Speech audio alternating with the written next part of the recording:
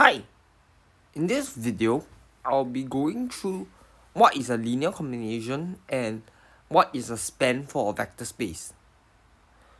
So, we shall first define what is a linear combination, and in a vector space, there's the scalar multiplication operation and the addition operation.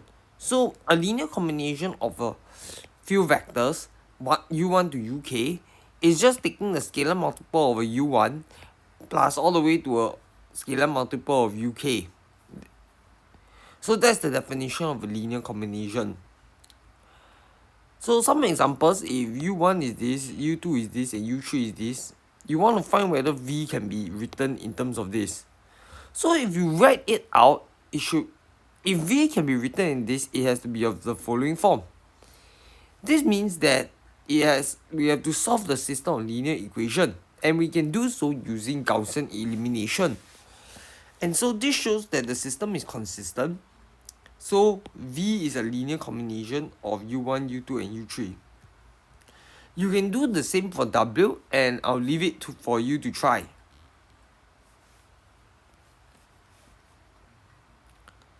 Next, we move on to define what is a span. It's also known as a linear closure, and we'll see why later on. So for a span,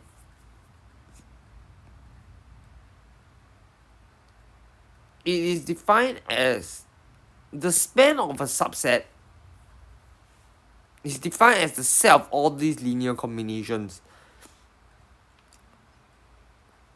of the elements in S. So what does that mean? So you take all the possible linear combinations and you put them together. And for convention, the span of the empty set will be the trivial subspace. So some examples first is if your base field is R and your vector space is R2, then the span of 1, 0 is just x0 and x runs through all R.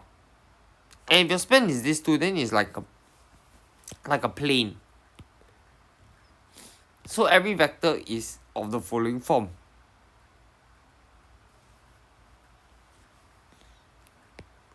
And if we span by 1, 0 and 0, 1, then it's just the xy plane, which is just V itself. And if you're spanned by these two, you're also V.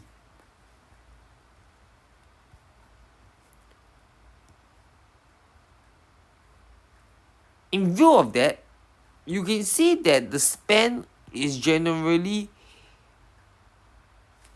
some sort of vector space, and actually you can prove that it is a subspace.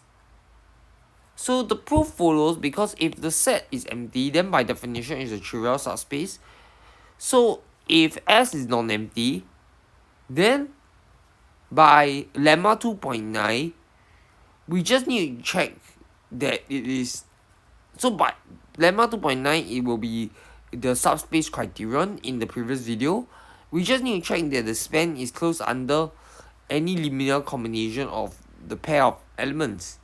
And so you just take the pair of elements, it has to be of the form C1 times S1 plus all the way to Cn times Sn, and the other one W is Cn plus 1, Sn plus 1 to all the way to Sm.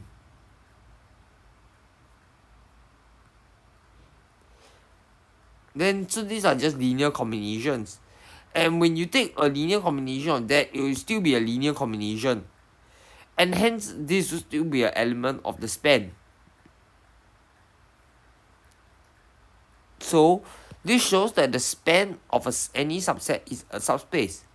And the converse holds true that any subspace is the span of some set. This is because the subspace is obviously a span of itself, which is the set of all its members. Thus, the subset of the vector space is a subspace if and only if it's a span. This gives us an intuition that every element in the vector space can be written as a linear combination in some sense. And if you take these lemmas together, it actually shows that the span of a vector space of a subset will be the smaller subsets containing all the members of the subset S. And so this provides us with an alternative definition, and instead of gathering all the linear combinations, we actually start with the vector space being the smallest subspace containing all the members of S. And in the previous video, we have already shown that the smallest vector space will be the intersection of all vector space that contains S. And we say that this W is the subspace spanned by the vectors. For example, we can show that the span of this is R3 by verifying that if you take any vector, it's a linear combination of these three.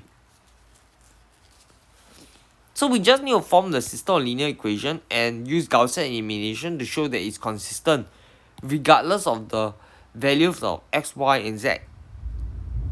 So this shows that the span is R3. And we can show that the span of this is not equal to R3 because the system is inconsistent and only consistent if the bottom row is 0. By using this definition, actually you are able to show that the subspace spanned by S is equals to all linear combinations. And I'll leave it to you to read by yourself that. But it should be intuitive from the earlier definition that we have already gave. And so, the last thing to understand span is we just need to practice more and get used to solving questions that arises from linear combinations and spans. So a corollary that we will now prove is that the span of x union y is just the span of x plus the span of y. And I'll give you two proofs, one more intuitive and of course, and I'll give you the proof that is more intuitive. And so if you just take x and y, which is a subset of x union y, then the span of x must be a subset of x union y, since x is a subset of this. So, and the span of y similarly is the subset of this. So when you add two vector space together, it will just be the smallest subspace containing span x and span y, which we already shown. And so this is the smallest subspace already, then it must be contained in the span of x union y, because x union y contains both x and span of y. So you can see how we just use a more intuitive proof.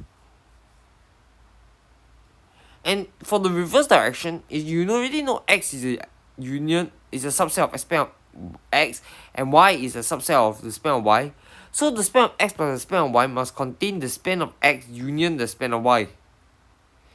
And this is actually a subset inclusion, not saying that they are subspaces of each other, so it's just subset. And because this span contains x union y, then the subspan of x, the span of x union y being the smaller subspace containing x union y, must be contained inside this already, because this is the smaller subspace. So they are equal as subspaces now. So you can see how we just use the definitions that we derive from being the smallest subspace and intuition behind it to now prove that span of x plus span of y must equal to the span of x union y. And I hope this intuition can help you in doing other forms of problems. So that's all for this video, where I show you a bite-sized information packed on what is a span. I hope you have enjoyed it, and I'll catch you in the next one. Bye!